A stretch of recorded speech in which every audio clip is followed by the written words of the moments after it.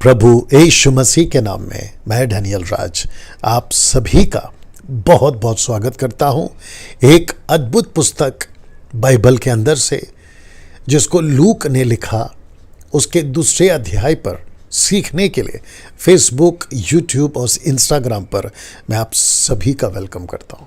दोस्तों, इसके पहले कि आज दूसरे अध्याय के पहले वचन से हम सीखना शुरू करें, मैं चाहता हूं कि अगर आप पहली बार मुझे देख रहे हैं व सुन रहे हैं फेसबुक, यूट्यूब, इंस्टाग्राम पर फॉलो या सब्सक्राइब करना, बेल आइकन प्रेस करना, ये सब कर दीजिएगा। याद रखिएगा कि मैं डैनियल राज सोशल प्लेटफॉर्म से पैसे नहीं कमाता। मैं इसलिए कह रहा हूं ताकि ये वीडियो खरी शिक्षाएं लोगों तक पहुंचे। मुफ्त में मिला है, आपको मुफ्त में दे रहा हूं। दोस्तों, पिछला वीडियो इसी प्लेलिस्ट में द बुक ऑफ एक्ट्स की स्टडी में चैप्टर 1 आपको मैं सिखा चुका हूं। अगर आपने नहीं देखा है तो ज़रूर उसको देख लें ताकि आपको लिंक मिल सके, कनेक्शन मिल सके और आप बातों को समझ पाएंगे। चलिए दोस्तों, शुरू करते हैं। चैप्टर 2 आपके बीच में रखने जा रहा हूं, दूसरा अध्याय का पहला वचन। आप अपनी बाइबल को ले लें, वहां से आप पढ़ेंगे, यहां से मैं पढ़ूंगा और बात को समझेंगे पवित्र आत्मा के मार्गदर्शन में। Are you ready for this? चलिए शुरू करते हैं। दूसरा अध्याय वचन 1 लिखा है कि जब पेंतिकोस्त का दिन आया। याद रखिए, द शब्द, ये जो शब्द होता है ना, द वर्ड पेंटिकोस्ट, ये पवित्र नहीं है। ये दरअसल यहूदियों का एक फेस्टिवल का शब्द है, पेंटिकोस्ट या पेंटिकोस्टल।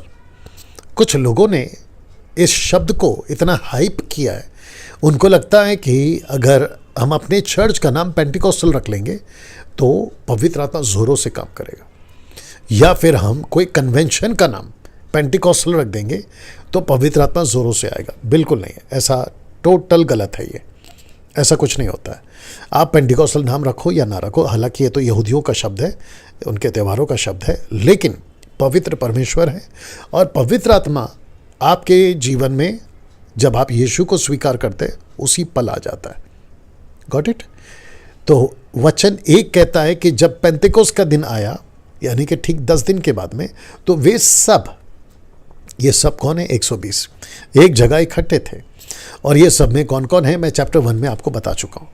तो लिखा है वचन 2 में, आपके बाइबल में देख लीजिएगा, अचानक लिखा है कि अचानक आकाश से बड़ी आंधी की सी सनसनाहट।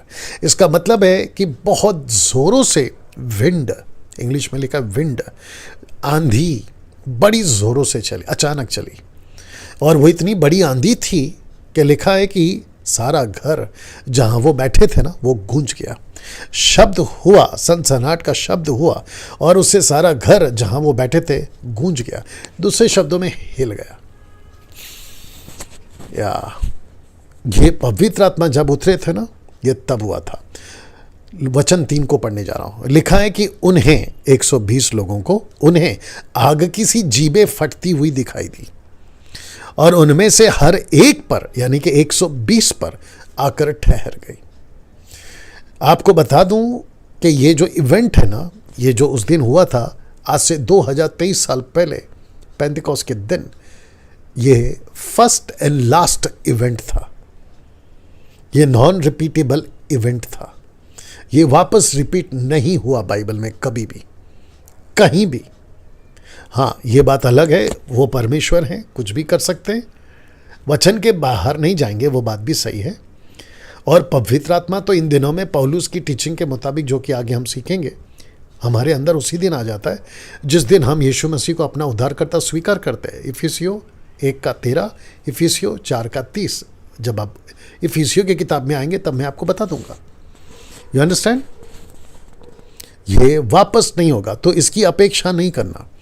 अब मैं, क्योंकि आगे मैं सिखाऊंगा और मैं बाइबल टीचर हूं, मैं चाहता हूं कि आपके दिमाग में ये भी बात डाल दूं कि बहुत सारे प्रचारक, बहुत सारे ग्रुप के कैरिस्मेटिक, इंडिपेंडेंट, पेंटिकोस्टल वाले जो सेवक होते हैं, वो बहुत ज़्यादा let the fire come, let the fire come, let the anointing come, है ना, ये इतना रिपीट करते हैं, जो कि ऐसा कुछ नहीं होता। डैनियल भाई, आप कैसे बोल सकते हैं? क्योंकि हम जब कन्वेंशन में जाते हैं या ऐसों के पास जाते हैं तो हम नीचे गिर जाते हैं। तो पहली बात आपको बता दूं, नीचे गिरना टोटली नॉन बिब्लिकल है, नीचे नहीं गिरते हैं। नीचे लूसीफर गिरता है, लूसीफर के साथ में जो थर्ड एंजल्स गिरे थे, 1/3 दुष्ट आत्माएं वो गिरते हैं, लेकिन प्रभु के लोग पूरे बाइबल में कभी नहीं गिरे।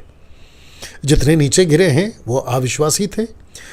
यूहन्ना की किताब उसका 18:6 पढ़ लीजिए। जब सिपाहियों ने पूछा कि यीशु कौन है, जब यीशु ने कहा कि मैं हूँ, तो वो नीचे गिर गया, वो अविश्वासी थे।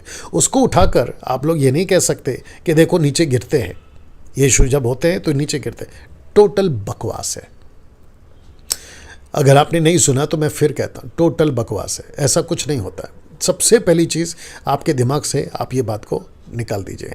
तो लेट द फायर कम, पवित्र आत्मा उतरा, पवित्र आत्मा बढ़ते, फिर से उतरा, और चाहिए, ये सारे गीत गाना टोटल बंद कर दीजिए। क्यों? क्योंकि अगर मसीह सभा है तो मसीहियों के अंदर पवित्र आत्मा है, तो स्वागत किसका कर रहे हो? अगर अविश्वासी है, अविश्वासियों का कन्वेंशन है या क्रूसेड है या सुसमाचार की सभा है, तो पवित्र आत्मा अविश्वासियों पर एक ही शर्त पर आएगा, और वो शर्त है कि वे जब अपना जीवन प्रभु को देते हैं, उद्धारकर्ता के रूप में स्वीकार करते हैं, तब पवित्र आत्मा ऑब्वियस है कि उनको मिल जाता है।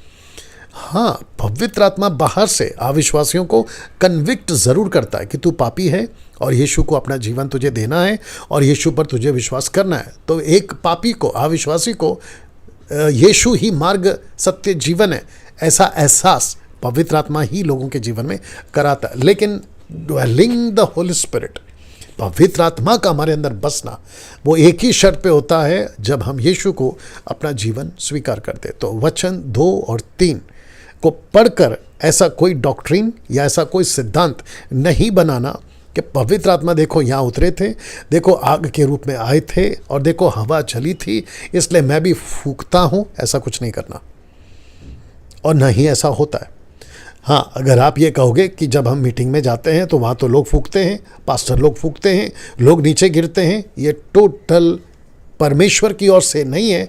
ये बात तो डंके की चोट पे कहता हूँ, क्योंकि स्क्रिप्चर में कहीं पे भी रिकॉर्डेड नहीं है, और जो चीज़ परमेश्वर की ओर से नहीं है तो साफ साफ शब्दों में कहता हूँ वो शैतान की ओर से है। आपको पसंद नहीं है वो बात अलग है, यहाँ तकलीफ हो रही है वो बात अलग है। सच सच होता है मेरे दोस्त, मानना नहीं मानना वो आपके ऊपर है, मानना नहीं मानना वो आपके ऊपर। और मैं तो खुलेआम कहता हूँ कि मेरी वीडियो आप जब देखो तो अपने मन को तैयार करके देखो। अगर अभी कोई देख रहा है और आपको ये बात जो मैंने अभी कही आपको अगर हजम नहीं हुआ है, नो प्रॉब्लम, आप अभी छोड़कर जा सकते हैं, क्योंकि सच सच है। अगर आप ये कहते हो फिर वो बड़े बड़े पास्टर, सफ़ेद कोट वाले, काले कोट वाले, ना, अमेरिका वाले, अफ्रीका वाले, यूरोप वाले, चाइनीज़ वाले, क्या वो गलत है? उसका न्याय मैं नहीं करूँगा, उसका न्याय प्रभु करेगा। लेकिन अगर आप मुझे पूछोगे, बाइबल के बाहर मैं नहीं जाऊँगा। इसलिए पौलुस कहते हैं कि लिखे हुए से आगे नहीं बढ़ना है, सिंपल। ओके, वचन 4 लिखा है कि वे सब पवित्र आत्मा से भर गए। 120 पवित्र आत्मा से भर गए। आपको पता है कब भर गए? जब पवित्र आत्मा उनके ऊपर उतरा, ऑन द स्पॉट वो भर गए। पवित्र आत्मा पहले भरा उनको, उसके बाद में दान दिया। लेकिन मूर्खता की टीचिंग क्या चल रही है कि जब तक आप अन्य भाषा नहीं बोलोगे आपको पवित्र आत्मा नहीं मिलेगा। तो वचन 4 क्या कहता है? आपकी बाइबल में देख लीजिए आप। वचन 4 कहता है कि वो पहले आत्मा से भरे, उसके बाद में दान मिला। मैं वो भी पढ़ देता हूँ आपके लिए, आप भी पढ़ लीजिए आपके लिए। लिखा है, वचन 4 को फिर पढ़ रहा हूँ, वे सब पवित्र आत्मा से भर गए और जिस प्रकार आत्मा ने उन्हें बोलने की सामर्थ्य दी, वे अन्य अन्य भाषा, लिखा है अन्य अन्य भाषा, ये होता है बहुवचन, प्लूरल फॉर्म, भाषा बोलने लगे 120 लोग बोलने लगे। तो आपके दिमाग में जब आप ये किताब को पढ़ते हैं ना, तो किसी पेंटिकॉस्टल, कैरिस्मेटिक, मेथडिस्ट या इंडिपेंडेंट मिनिस्ट्री वालों या किसी प्रचारक को दिमाग के में रख के ये नहीं पढ़ना आप। अगर आप इसको दिमाग में रख के पढ़ोगे ना तो गड़बड़ हो जाएगा, क्योंकि आपको वैसे ही सिखाया गया ना बिना पढ़े। आप जब नए नए थे तो आपको यही वचन तो उठाकर आउट ऑफ कॉन्टेक्स्ट में सिखा दिया, संदर्भ के बाहर, और आपको लगा कि अरे वाह ये तो सच है, क्योंकि पवित्र आत्मा का दान है अन्य भाषा।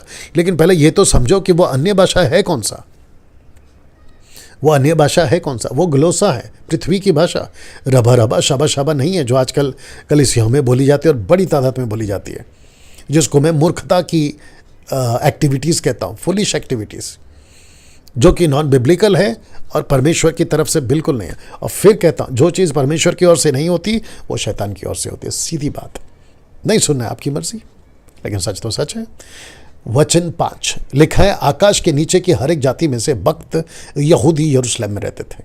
यीशु ने क्या कहा था? यरूशलेम को नहीं छोड़ना। पहले अध्याय में याद आ गया। और 120 लोग कहाँ इकट्ठे थे? यरूशलेम में। यहूदी कहाँ इकट्ठे हो रहे? यरूशलेम में। पवित्र आत्मा कहाँ उतरा? यरूशलेम में, ऊपरी कोठरी पर, अपर रूम। क्यों? ताकि सबको पता चले। और जैसे ही ये हुआ ना, मैं आगे पढ़वाऊंगा, भीड़ लग गई थी। और ये जितने भक्त यहूदी जो यरूशलेम में आए थे पेंतेकोस्त के दिन, उनके त्यौहार के दिन, फेस्टिवल के दिन, उन सबको पता चल गया। तो वचन 6 में लिखा है कि जब ये शब्द हुआ, आपके बाइबल में चेक कर लो, लिखा है कि जब ये शब्द हुआ तो बड़ी भीड़ लग गई। लोग घबरा गए, क्योंकि हर एक को यही सुनाई देता था कि ये तो मेरी भाषा में बोल रहा है। तो मैंने आपसे क्या कहा था? अन्य अन्य भाषा मतलब ग्रीक में ग्लोसा 1100। कौन सी भाषा है? मातृभाषा, पृथ्वी की भाषा। जो भक्त यहूदी इकट्ठे हुए थे ना पूरी पृथ्वी पर से, ये वो लोग हैं। तो कौन सी भाषा है? पृथ्वी की भाषा। तो जो कहते हैं ना कि पवित्र आत्मा पहले अन्य भाषा देता है उसके बाद पवित्र आत्मा देता है, तो ये टोटल बकवास है, मूर्खता की शिक्षाएं हैं। इससे बच के रहिएगा। नहीं सुनना है अलग बात है, ओके। क्योंकि मेरी दुकान है ना किसी के पैसे पे नहीं चलती, बाकी लोग की चलती होगी, क्योंकि पब्लिक को खुश करो, सब्सक्राइबर्स कमाओ, और ऐड चलती है और उस पर खूब पैसे कमाओ। मैं वो नहीं करता। मैं क्या करता हूँ? डंके की चोट पे सटीक बात कहता हूँ, क्योंकि मुझे पैसे थोड़ी कमाने हैं। सब्सक्राइबर कम हो या ज़्यादा हो, मुझे क्या फ़र्क पड़ता है? ना तो मुझे ब्रास का प्लेट मिलता है यूट्यूब वालों से, ना सिल्वर का, ना गोल्डन का। You understand? और ना ही मेरे किसी वीडियो पे ऐड चलते हैं, और ना ही फेसबुक पे मैं किसी प्रकार का एडवर्टाइजमेंट करवाता हूँ मेरे प्रीचिंग के पहले, बिल्कुल नहीं। तो मेरे को कोई फ़र्क नहीं पड़ता, आपकी भलाई के लिए। और देखिए, बाइबल के बाहर नहीं जाऊंगा, ये तो पक्की बात है। डैनियल राज, मसीह मंथन वाले जितने मुझे जानते हैं, और हमारे जो MMB के मेंबर्स हैं वो भी जानते हैं कि डैनियल राज जब भी बात करता है बाइबल के बाहर नहीं जाता, और वो भी कॉन्टेक्स्ट में ही प्रचार करता हूँ, आउट ऑफ कॉन्टेक्स्ट में प्रचार नहीं करता, ठीक है ना। तो लिखा है कि भीड़ लग गई, लोग घबरा गए, क्योंकि हर एक को यही सुनाई देता था कि ये तो मेरी भाषा है, ये तो मेरी मातृभाषा है। वचन 7 को पढ़ने जा रहा हूँ, आप लोग अपना बाइबल चेक कर लीजिएगा। लिखा है कि और वे सब चकित, अचंभित होकर कहने लगे, देखो ये जो बोल रहे हैं क्या सब गलीली नहीं है? ये हमारी भाषा कैसे बोल रही है? तो गलीली है। हम तो आए हैं पृथ्वी के अलग अलग कोने से, कहाँ कहाँ से आए मैं बताऊँगा, ठीक है ना। वचन 8, तो फिर क्यों हम में से हर एक अपनी अपनी जन्म भूमि की भाषा सुनता है? हो गया दूध का दूध, पानी का पानी। कौन सी भाषा बोल रहा था पतरस? रबा रबा, या फिर उनकी जन्म भूमि की भाषा? कौन सी भाषा बोल रहे थे 120? रबा रबा या फिर उनकी जन्म भूमि की भाषा? तो आपको नहीं लगता है कि ये लोग आपको उल्लू बना रहे थे? अभी तक ये लोग तो उल्लू बना ही रहे थे। दुख की बात यह कि आप भी उल्लू बन रहे थे। बट मुझ जैसों के 10 टक्काओं के खरे प्रचार के चलते आपको पता है, इन लोगों की उल्लू पन्ना से मैं कईयों को बाहर निकाल पाया हूँ। और मैं पवित्र आत्मा से अभी ये प्रार्थना करता हूँ कि आप में से जो लोग अभी देख रहे हैं और जो रबा रबा और शबा शबा के ट्रैप में फंस गए हैं ना, जाल में, आपको पवित्र आत्मा वहाँ से बाहर निकाले। अभी मैं ये कहता हूँ, बच के रहना है आपको, बड़ा धोखा है साहब, ओके। लिखा है, तो फिर क्यों हम में से हर एक अपनी अपनी जन्मभूमि की भाषा सुनता? वचन 9 में देखिए कहाँ कहाँ से आए ये लोग, ठीक है ना। I ready? आप अपनी बाइबल चेक कर लीजिएगा। लिखा है, हम जो पार्थी, मेदी, एलामी, मसोपोटामिया, यहूदिया, कप्पदोकिया, पुंतुस, आसिया, टर्की, फुग्रिया, पंफूलिया, मिस्र, लीबिया देश जो कुरैन के आसपास है, इन सब देशों के रहने वाले और रोमी प्रवासी, अर्थात क्या यहूदी और क्या यहूदी मत धारण करने वाले, मतलब वो कन्वर्ट हुए थे, ठीक है ना। क्रेती, वचन 15 पढ़ रहा हूँ, और अरबी भी हैं, माफ़ करना, ये टोटल 16 लोग हैं। तो क्रेती 15वें नंबर पर आता है, अरबी 16वें नंबर पर आता है, परंतु अपनी अपनी जन्म भाषा में उनसे परमेश्वर के बड़े बड़े कामों की चर्चा सुनता है। परमेश्वर के बड़े बड़े कामों की, यीशु नहीं, परमेश्वर के बड़े बड़े कामों की। क्यों? ये भक्त यहूदी हैं, इनको क्या पता है? मूसा की 5 किताबें, तोरा। इनको क्या पता है? नबियों की किताबें। इनको क्या पता है? भजनों की किताबें। इनको यीशु के बारे में नहीं पता है, क्योंकि ये पृथ्वी के कोने कोने में रहते थे। और जब यीशु सेविकाएं करते थे तो कोई लाइव टेलीकास्ट नहीं होता था, ना व्हाट्सएप था, ना यूट्यूब था, ना फेसबुक था, ना कोई मीडिया थी, ना किसी प्रकार का कोई सुसमाचार चैनल, क्या कहते हैं, समाचार चैनल, न्यूज़ चैनल नहीं था ना अखबार था। माउथ टू माउथ इंफॉर्मेशन जाता था। तो ये किसकी चर्चा सुन रहे हैं? परमेश्वर की। तो पवित्र आत्मा ने क्या किया? परमेश्वर के बड़े बड़े कामों की चर्चा करवाई, मूसा की किताब की चर्चा करवाई, मूसा के चमत्कारों की चर्चा करवाई, क्या कहते हैं, दाऊद की बातों की चर्चा करवाई, यहोशू की बातों की चर्चा करवाई होगी, और उन सब का कनेक्शन जोड़ा यीशु से, जिसको पतरस कंटिन्यू करेगा आगे। ठीक है, यहाँ तक बात समझ में आ गई? ऐसे पढ़ते हैं बाइबल को, ऐसे पढ़ते हैं बाइबल को। ये खास करके अभी जो मैं पढ़वा रहा हूँ, ठीक है ना। वचन 12 जो मैं पहले पढ़ रहा था वो अध्याय, वचन 11 था अध्याय 2 का, ठीक है ना। वचन 12, और वे सब चकित हुए, घबरा कर एक दूसरे से कहने लगे, ये क्या हो रहा है, ये क्या हो रहा है, ऐसा कभी नहीं हुआ, ये तो अद्भुत है। आइए वचन 13 सुनते। परंतु दूसरों ने ठट्टा करके कहा, मजाक में कहा, वे तो नई मदिरा के नशे में। उन्होंने ये नहीं कहा कि मदिरा के नशे में, उन्होंने कहा कि नई मदिरा। इसका मतलब है कि ये जो भाषा बात कर रहे हैं तुम लोगों की, ये इसलिए बात कर पा रहे हैं क्योंकि नया कोई ऐसा शराब, न्यू वाइन, इंग्लिश में लिखा न्यू वाइन, इसका मतलब है कि मार्केट में कोई ऐसा नया दारू आया है जिसको पीकर लोग जो हैं दूसरों की भाषा में बात करना शुरू करते हैं। ऐसा कुछ इन्होंने प्रिडिक्ट किया मजाक में। आपको पता है उन दिनों में चमत्कार कॉमन था, दुष्टात्माएं निकलना कॉमन था, चंगाई होना कॉमन था। यहूदियों को इस बात का पक्का पता था कि चमत्कार होते हैं, परमेश्वर चमत्कार करते हैं। तो उनको लगा कि ओके, ये जो काम हो रहा है ये इसलिए हो रहा है क्योंकि ये नशे में है, ये नशे में है। वचन 14 में पतरस जी की एंट्री होती है, पतरस साहब एंट्री कर रहे हैं। पतरस उन 11 के साथ खड़ा हुआ, ऊंचे शब्द से कहने लगा। ऊंचे शब्द से क्यों? ऊंचे शब्द से इसलिए क्योंकि वहां पर भीड़ बहुत है और पतरस को चिल्लाना था, आवाज इतनी बुलंद करनी थी कि सबको सुनाई दे। और आपको बता दूं, ऊंचे आवाज में ताकि शब्द सब तक पहुंचे, ये पवित्र आत्मा ने करवाया था। जानते हो यीशु ने क्या कहा था?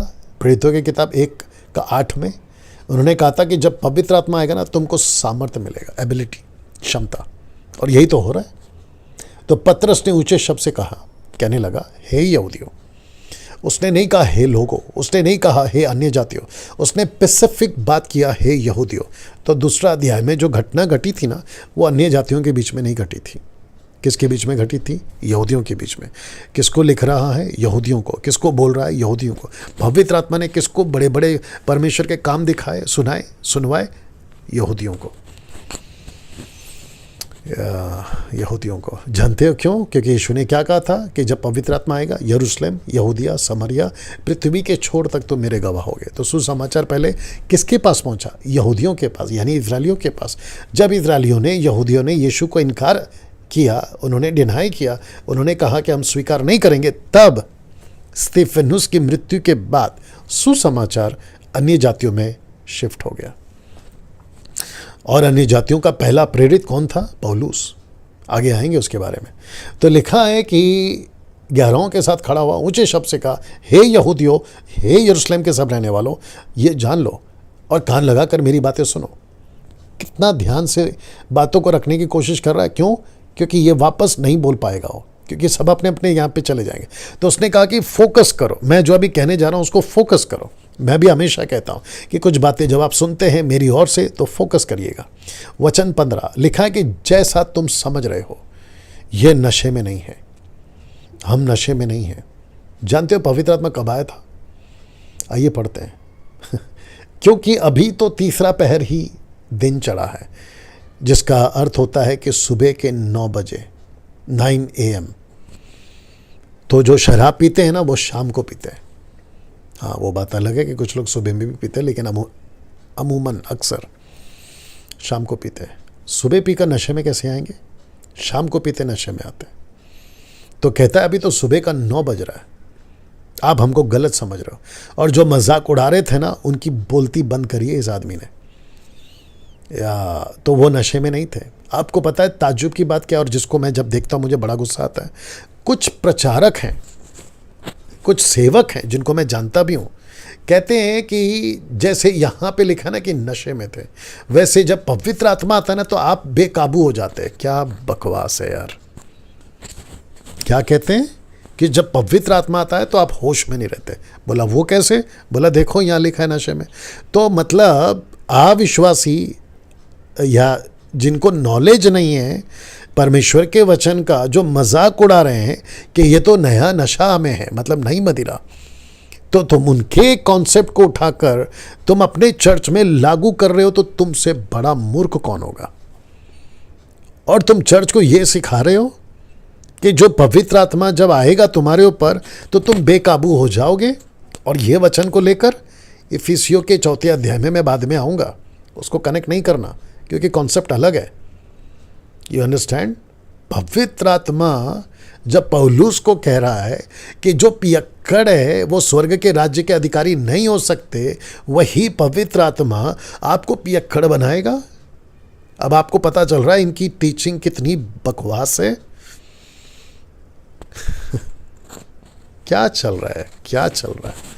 और आप लोग इतने अंधे हैं कि इसको परखते तक नहीं है।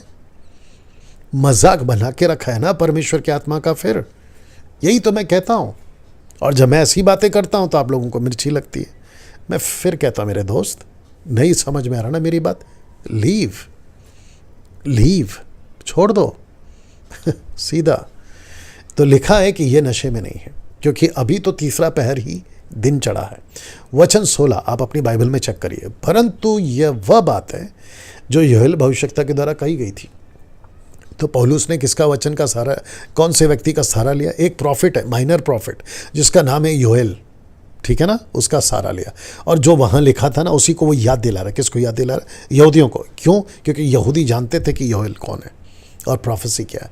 वचन 17 आप अपनी बाइबल में चेक करिए। परमेश्वर कहता है कि अंत के दिनों में ऐसा होगा कि मैं अपना आत्मा सब मनुष्यों पर उंडेलूंगा और तुम्हारे, यानी कि यहूदियों की बात हो रहा है, ब्रैकेट में आप यहूदी डाल दीजिएगा, तुम्हारे यानी कि यहूदी, तुम्हारे बेटे और तुम्हारी बेटियां भविष्यवाणी करेंगी, तुम्हारे जवान दर्शन देखेंगे और तुम्हारे पुरनिये स्वप्न देखेंगे। तो अभी ये जो लाइन पढ़ रहा था ना, ये यहूदियों के लिए। अब आएगा अन्य जाति। कैसे मैं बताता हूँ। वचन 18 वरना मैं अपने दासों और अपनी दासियों पर भी उन दिनों में अपनी आत्मा में से उंडेलूंगा और वे भविष्यवाणी करें अपने दासों और अपनी दासियों पर। इसका मतलब क्या है कि जो पौलुस की सेविकाएं जब शुरू हुई थी और अन्य जातियों में से जो लोग प्रभु यीशु को स्वीकार किए थे, उनको प्रभु कहता है कि वे मेरे दास हैं और मेरी दासियां हैं। याद रखो, पुरुष और स्त्री।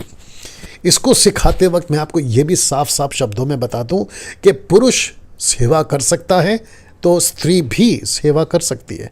पुरुष अगर भविष्यवाणी कर सकता है चर्च में तो स्त्री भी भविष्यवाणी कर सकती है चर्च में। अगर पुरुष सिखा सकता है तो स्त्री भी सिखा सकती है।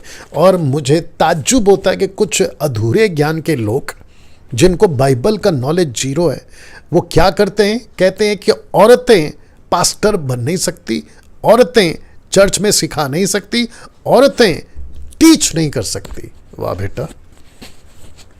और रेफरेंस कहाँ से उठाते हैं? 1 कुरिन्थियों 14 अध्याय वचन 34-35 और पौलुस का वो स्टेटमेंट तिमोथी का 2 अध्याय में। आऊँगा ना जब उसके ऊपर तब बात करेंगे, लेकिन साफ शब्दों में कहता हूँ, जितनी महिलाएं हैं आपको मैं ये कहना चाहता हूँ, आप सेवा कर सकती हैं, आप पास्टर का काम कर सकती हैं, चर्च में सिखा सकती हैं। और जिसको नहीं समझना है just leave, that's it, just leave, बाकी तुम्हारी मर्जी। तो लिखा है कि अपने दासों और अपनी दासियों पर। यू अंडरस्टैंड ना। वचन 19 और मैं ऊपर आकाश में, अंत के दिनों की बात है, अद्भुत काम, नीचे धरती पर चिन्ह अर्थात लहू, आग, धुएं का बादल दिखाऊंगा। याद आ गया ना? प्रकाशित वाक्य 6वां अध्याय, प्रकाशित वाक्य 16वां अध्याय, याद आ गया? या वचन 20 प्रभु के महान और तेजस्वी दिन के आने से पहले सूर्य अंधेरा और चांद लहू सा हो जाएगा। वचन 21 और जो कोई प्रभु यीशु का नाम लेगा वही उद्धार पाएगा। जो कोई प्रभु यीशु का नाम, यशुआ, आप जब हिंदी में पढ़ते हैं तो यीशु, आप जब इंग्लिश में पढ़ते हैं तो जीसस, आप जब ग्रीक में पढ़ते हैं, हिब्रू में पढ़ते हैं, यशुआ। उन दिनों में ओके। तो लिखा है कि जो भी यीशु का नाम लेगा, not Yahowa, not Musa, Moses, no no no no, सिर्फ यीशु का जो नाम है, नॉट जॉन द बैप्टिस्ट। जो यीशु का नाम लेगा वही उद्धार पाएगा। तो पौलुस ने, माफ करना, पतरस ने पवित्र आत्मा की सामर्थ्य से भरकर बिल्कुल साफ, सटीक उद्धार का रास्ता यहूदियों को साफ बताया। अगर सैल्वेशन पाना है तो सिवाय यीशु के आपको नहीं मिलेगा, यीशु ही सैल्वेशन देगा। वचन 22 को पढ़ने जा रहा हूं, लिखा है, हे इस्राएलियों ये बातें सुनो। पहले क्या कहा था? यहूदियों। अब क्या कह रहा है? हे इस्राएलियों ये बातें सुनो कि यीशु नासरी एक मनुष्य था जिसका परमेश्वर की ओर से होने का प्रमाण उन सामर्थ के कामों, आश्चर्य कर्मों और चिन्हों से प्रकट है जो परमेश्वर ने तुम्हारे बीच, इस्राएलियों तुम्हारे बीच, यरूशलेम के लोगों तुम्हारे बीच उसके द्वारा कर दिखलाए, जिसे तुम आप ही जानते हो। कैसा लग रहा है? You understand? तो पतरस ने अभी अपना जो प्रीचिंग है ना उसको मोड़ दिया। अब वो पहुंच गया यीशु जी के पास, नासरत का यीशु, क्योंकि यही तो पहचान थी ना। अरे ये तो नासरी है, अरे ये तो बड़ाई का बेटा है, अरे इसका पिता तो कारपेंटर है, अरे इसके बहने भाई तो हमारे बीच में उठते बैठते हैं। ये मैसेज था, ये चर्चा थी यीशु की। तो पौलुस ने भी, माफ करना, पतरस ने भी क्या कहा? हाँ मैं उसी की बात कर रहा हूँ, नासरत वाला यीशु, उसी के द्वारा उद्धार है, उसी को परमेश्वर ने जगत का न्यायी ठहराया। अविश्वासी अविश्वासी, वचन 23 पढ़ देते हैं। उसी को यीशु ब्रैकेट में, उसी को जब वह परमेश्वर की ठहराई हुई योजना और पूर्व ज्ञान, रेवलेशन 13:8 याद होगा आपको, प्रकाशित वाक्य 13:8, पूर्व ज्ञान, इसका मतलब है कि सृष्टि की नींव डालने से पहले, before the foundation of the world, the lamb was slain, मेमना बलिदान हुआ था। ये बात को लिख रहा है पौलुस, माफ करना पतरस, क्योंकि पवित्र आत्मा कह रहा है कि पूर्व ज्ञान, जी हाँ, यीशु मसीह प्राचीन है, यीशु मसीह सनातन है, सुसमाचार सनातन है। तो लिखा है पूर्व ज्ञान के अनुसार पकड़वाया गया, तो तुमने अधर्मियों के हाथ से उसे क्रूस पर चढ़ाकर मरवा डाला। तुमको लगता होगा कि तुमने किसी इंसान को मारा है, किसी डाकू को मारा है, क्योंकि डाकू के बीच में तुमने मारा था ना, किसी डाकू को मारा है। तुमको लगा कि कोई अपराधी को मारा है, यही तो इल्ज़ाम था ना अन्ना महायाजक का, कैफा का। लेकिन तुम नहीं जानते कि तुमने परमेश्वर के बेटे ईसा मसीह यशुआ को मारा है। वचन 24, परंतु उसी को परमेश्वर ने मृत्यु के बंधनों से छुड़ाकर जिलाया, क्योंकि यह अनहोना था कि वह उसके वश में रहता। किसके? मृत्यु के वश में रहता। ना ये जब लाइन लिख रहा है पतरस, हालांकि लिखा लूका ने, बोल पतरस रहा है, तो मैं चाहता हूं कि आप भी समझें कि इसने एक व्यक्ति का परिचय यहां करवाया, और वो व्यक्ति है दाऊद। आइए पढ़ते हैं, वचन 25 को पढ़ लेते हैं। क्योंकि दाऊद उसके विषय में कहता है, किसके विषय में? यीशु के विषय में कहता है, मैं प्रभु को सर्वदा अपने सामने देखता रहा, क्योंकि वह मेरी दाहिनी ओर है, ताकि मैं डिग ना जाऊं। ये जो वचन 25 और 24 और 25 आप पढ़ रहे हैं ना, ये दाऊद के बारे में नहीं है। कुछ मूर्ख लोग हैं जो सिखाते हैं, बात अलग है, लेकिन ये बात हो रही है यीशु की। ओके, आइए क्लियर करते हैं। 26, इसी कारण मेरा मन आनंदित हुआ। कौन कह रहा है? दाऊद कह रहा है। मेरी जीभ मगन हुई, वरना मेरा शरीर भी आशा में बना रहेगा। वचन 27, क्योंकि तू मेरे प्राण को अधलोक में ना छोड़ेगा और ना अपने पवित्र जन ब्रैकेट में यीशु को सड़ने ही देगा। वचन 28, तूने मुझे जीवन का मार्ग बताया है, तू मुझे अपने दर्शन के द्वारा आनंद से भर देगा। वचन 29 को पतरस कैसे करता है? कहता है, सुनिए, कहता है, हे भाइयों, मैं उस कुलपति दाऊद के विषय में तुमसे साहस के साथ कह सकता हूं। पतरस कहता है, डंके की चोट पे कह सकता हूं। क्या कह सकता हूं? कि वो तो मर गया, गाड़ा भी गया, उसकी कब्र आज तक हमारे यहां वर्तमान है। तो किसका शरीर गल गया? दाऊद का। किसका शरीर सड़ गया? दाऊद का। किसका शरीर नहीं सड़ा? यीशु का। You understand? ये यहूदी हैं जो हर सबत के दिन पढ़ते हैं यशाया का 53 पढ़ते हैं, सब कुछ पढ़ते हैं, लेकिन आंखें बंद है। बट पवित्र आत्मा खोल रहा है। वचन 30, वह भविष्यवक्ता था, कौन? दाऊद। वो जानता था, कौन? दाऊद, कि परमेश्वर ने मुझसे शपथ खाई है कि मैं तेरे वंश में से एक व्यक्ति को तेरे सिंहासन पर बिठाऊंगा। किसके सिंहासन पर? दाऊद के सिंहासन पर।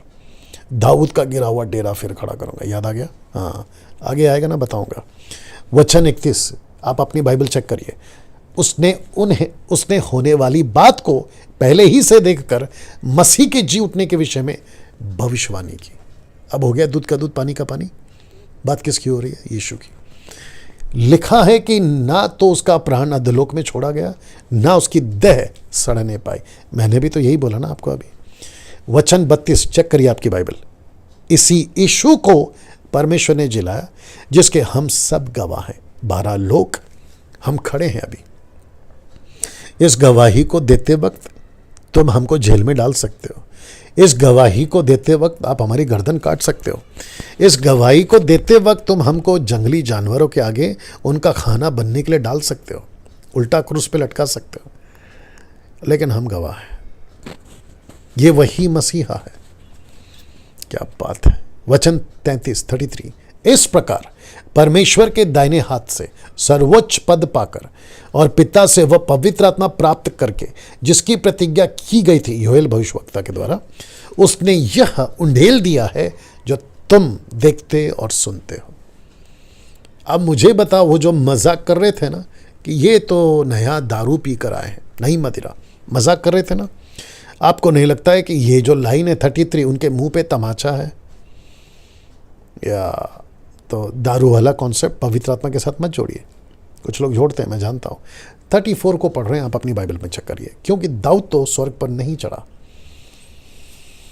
वो नहीं चढ़ा, परंतु वह आप कहता है प्रभु, यानी कि पिता से कहता है, दाऊद कहता है प्रभु ने मेरे प्रभु यानी यीशु से कहा। प्रभु, पहला प्रभु पिता, दूसरा प्रभु यीशु। तो फिर से पढ़ते हैं, प्रभु पिता ने मेरे प्रभु यीशु से, ऐसा पढ़ेंगे, ठीक है ना? प्रभु पिता ने मेरे प्रभु यीशु से कहा, मेरे दाहिने बैठ। वाह, सही, ऐसे पढ़ते हैं। 35, जब तक कि मैं तेरे बैरियों को तेरे पांव तले की चौकी ना कर दूं। 36, अथा जब इज़राइल का सारा घराना निश्चय जान ले, अब इज़राइल का सारा घराना निश्चय जान ले कि परमेश्वर ने उसी यीशु को जिसे तुमने क्रूस पे चढ़ाया प्रभु भी ठहराया और मसीहा भी ठहराया।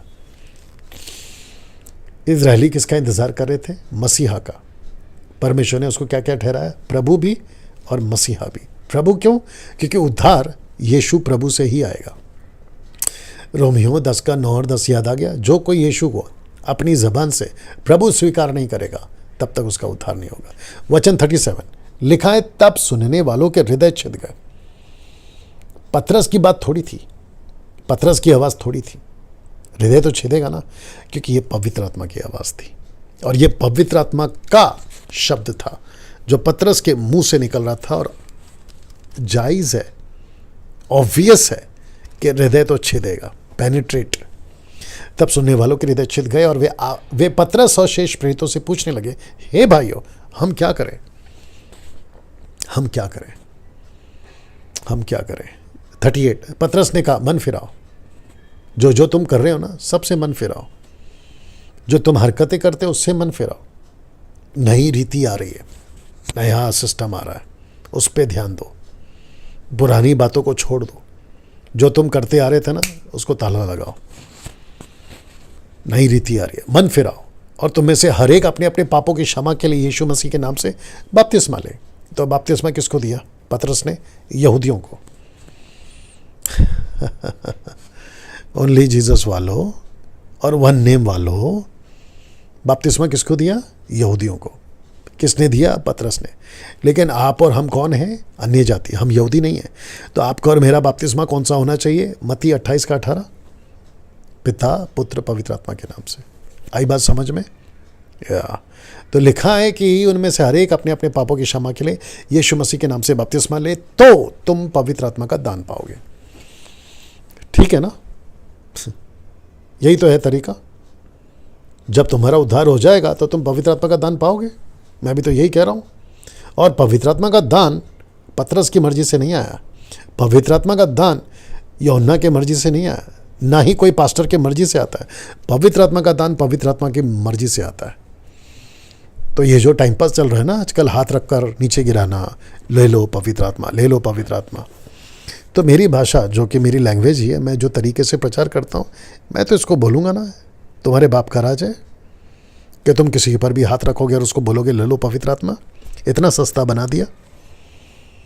1 2 3 करोगे, फूंक मारोगे, 1 2 3 करोगे, हाथ घुमाओगे, 1 2 3 करोगे, कोट घुमाओगे। ये बकवास कहाँ से लेकर आया? ये बाइबल की शिक्षा नहीं है ना मेरे दोस्त। या अकल लगाओ, अकल लगाओ, दिमाग लगाओ। भटके हो तुम बहुत, लेकिन मुझ जैसे प्रचारक आपके बीच में आते रहेंगे और आपको जागरूक करते रहेंगे। समझना नहीं समझना आपकी मर्जी। और मैं फिर कहूँगा, अगर पसंद नहीं आ रहा है, जस्ट लीव, दैट्स इट।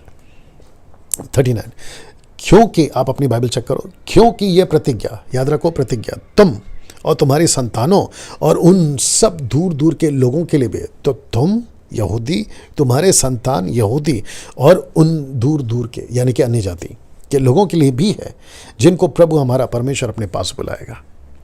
वाह! किसके लिए? उद्धार के लिए। किसके लिए? पवित्र आत्मा का दान के लिए।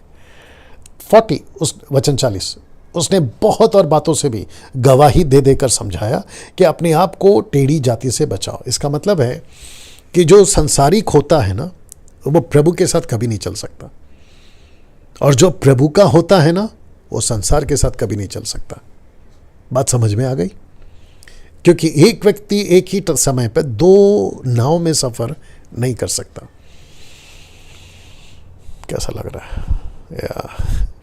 वचन 41 अथा जिन्होंने उसका वचन ग्रहण किया, जिन्होंने, इसका मतलब सबने ग्रहण नहीं किया।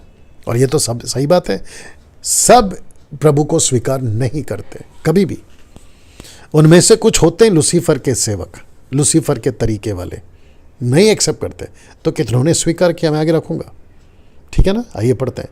तो जिन्होंने उसका वचन ग्रहण किया, उन्होंने बपतिस्मा लिया। बपतिस्मा किसके नाम से लिया? यीशु के नाम से। उसी दिन 3000 मनुष्यों के लगभग उनमें मिल गए। तो पब्लिक कितनी थी? 3000। ये कितने थे? 120। 3120 लोग। तो जो पहला चर्च था ना, वो 3120 का था। वाह! इस पृथ्वी पर पवित्र आत्मा का पहली कलीसिया, पहला चर्च, लोग कितने हैं? 3120। क्या बात है! और ये कौन से लोग थे? बिल्कुल पवित्र आत्मा के मर्जी पे चलने वाले लोग। ये 3100 के साथ 120 के साथ क्या हुआ, मैं वो भी बताता हूँ। 42 पढ़ते हैं। वे प्रेरितों से शिक्षा पाने, संगति रखने में, रोटी तोड़ने में, प्रार्थना करने में लौलीन रहे। इसका मतलब है कि इनकी जो फेलोशिप थी वो प्रतिदिन की थी। जो प्रभु भोज, कुछ कहते हैं कि रोटी तोड़ना मतलब खाना खाना, मेरे को उसके बहस में नहीं पढ़ना है, ठीक है ना, लेकिन होता था प्रतिदिन, प्रतिदिन। और शिक्षा भी होती थी प्रतिदिन। शिक्षा क्यों? यहूदी थे ना, मूसा की किताबों पे नहीं चलना है, अब आपको यीशु की बातों पे चलना है। 43 सब लोगों पर भय छा गया। बहुत से अद्भुत काम, चिन्ह प्रेरितों के द्वारा प्रकट होते थे। 44 सब विश्वास करने वाले इकट्ठे रहते थे, उनकी सब वस्तुएं साझे की थी। मतलब क्या कहते हैं ना, एक दूसरे से बांटते थे वो, एक दूसरे से बांटते थे वो। और साथ ही साथ उनमें प्रभु का डर था। 45 और वे अपनी अपनी संपत्ति और सामान बेच बेच कर जिसकी जैसी आवश्यकता होती बांट दिया करते थे। वे प्रतिदिन एक मन होकर मंदिर में इकट्ठे होते, घर का रोटी तोड़ते हुए आनंद और मन की सिद्धाई से भोजन किया करते थे, परमेश्वर की स्तुति करते थे। सब लोग उनसे प्रसन्न थे। जो उद्धार पाते थे उनको प्रभु प्रतिदिन उनमें मिला देता था। तो 3120 लोगों का जो चर्च था वो सिर्फ सीमित होकर एक जगह पे नहीं था, बल्कि वो कलीसिया फैलती थी, फैलती थी, फैलती थी, फैलती थी। और जो उद्धार पाते थे उनको प्रभु उनमें प्रतिदिन मिला देता था। अब मैं आपको इसका निचोड़ देता हूं। दूसरा अध्याय जो कि आपने 1 से लेके 47 तक पढ़ा, इसको कहते हैं पतरस की पहली कलीसिया, जो पवित्र आत्मा ने पतरस को और 120 को दी। पतरस की पहली कलीसिया जहां सिर्फ और सिर्फ यहूदी ही आते थे। पतरस की कलीसिया में उन दिनों की बात कर रहा, अन्य जाति नहीं आते थे, अन्य जाति नहीं आते थे, यहूदी लोग आते थे। क्योंकि पतरस के चर्च में अभी तक कॉर्नेलियुस चैप्टर 10 में जब वो आएंगे, मैं जब वहां आऊंगा आपको बताऊंगा, वो था अन्य जाति। तो इसका मतलब है कि पतरस की मिनिस्ट्री में, पतरस के चर्च में जो लोग इकट्ठा होते थे वो यहूदी थे। ये आपके दिमाग में मैं डाल दूं ताकि जब आप पढ़ें तो उस एंगल से बाइबल को पढ़ें। तो लिखा है कि जहां सिर्फ यीशु के नाम का बपतिस्मा लिया जाता था या दिया जाता था। तो जो यहूदी बपतिस्मा ले रहे हैं उसका डॉक्ट्रिन बना के ये सो कॉल्ड ग्रुप वाले आपको और हमको ये क्यों सिखाते हैं कि देखो पतरस ने यीशु के नाम का बपतिस्मा दिया तो तुमको भी देना है। मूर्खता है और बकवास है। आपको बपतिस्मा सिर्फ और सिर्फ यीशु के सिखाए हुए शिक्षा, पिता पुत्र पवित्र आत्मा के नाम से ही देना है और लेना है। That's it. दूध का दूध, पानी का पानी। नहीं समझ में आता है, लीव, दैट्स इट।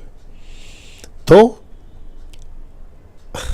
जब पतरस के पास में 3120 थे, यहूदी थे, बपतिस्मा यीशु के नाम से होता था। एक और सुनिए, पतरस की कलीसिया में लैंग्वेजेस बहुत थे। जो लोग बात करते थे ना, बहुत सारे, कम से कम 16 तो मैंने आपको गिना दिए, ये लोग थे जो उनके बीच में लैंग्वेज चलती थी। पतरस इसको पढ़ने के बाद कम से कम मैं ये बोल सकता हूं कि पतरस अपनी लोकल भाषा को पकड़कर 16 और भाषा on the spot, spontaneous, without going any school और रीडिंग एनी बुक्स, ऐसे सीख गया था, ऐसे सीख गया था। और इतना फ्लुएंट बात करता था, सटीक बात करता था, क्योंकि पवित्र आत्मा ने सिखाया है। You understand? अब इसको सुनिए जो मैं निचोड़ दे रहा हूं। पतरस की कलीसिया 2 तरह से चलती थी। एक स्क्रिप्चर एविडेंस कि यीशु ही प्रभु है, और दूसरा मिरेकल्स एविडेंस। मिरेकल्स एविडेंस, चमत्कार होते थे, वचन को देखते थे, चमत्कार वचन को पुख्ता करता था, ये विश्वास करते थे कि यस ये सही है। क्यों? क्योंकि यहूदियों को छिन्न देखने की आदत हो गई थी, चमत्कार। बट अन्य जातियों की कलीसिया को चमत्कार की अपेक्षा नहीं करना है, किसी एविडेंस की अपेक्षा नहीं करना है। उनको सिर्फ और सिर्फ एक ही चीज़ है, मैं वो भी बता देता हूँ कि वर्तमान की कलीसिया एक ही वजह से चलती है, और वो है रोमियो 10:9। मैं आपके लिए पढ़ देता हूँ। यदि तू अपने मुंह से यीशु को प्रभु जानकर अंगीकार करे और अपने मन से विश्वास करे कि प्रभु परमेश्वर ने उसे मरे हुओं में से जिलाया, तो तू निश्चय उद्धार पाएगा। ये है टीचिंग वर्तमान की कलीसिया की। तो पतरस की कलीसिया जो यहूदियों की है, उसको कॉपी पेस्ट मत करिए। जब पढ़ते हो कैसे लिखा है, क्या लिखा है, लूका 10:26 याद आ गया, ऐसे आपको पढ़ना है ना। दोस्तों, ये रहा चैप्टर 2 अध्याय नंबर 2। अगला वीडियो इसी प्लेलिस्ट में आपको मिलेगा चैप्टर 3 जो अभी मैं बनाऊंगा। तो चैप्टर 1 हो चुका है आज, अभी आप देख रहे हैं, ये चैप्टर 2 है। चैप्टर 3 का इंतज़ार करिए। तब तक अपना ख्याल रखें, वीडियो को खूब शेयर करें, एजुकेट हों और दूसरों को भटकने से बचाएं। प्रभु आपको आशीष दे। मिलते हैं अगले वीडियो के साथ। जय मसीह।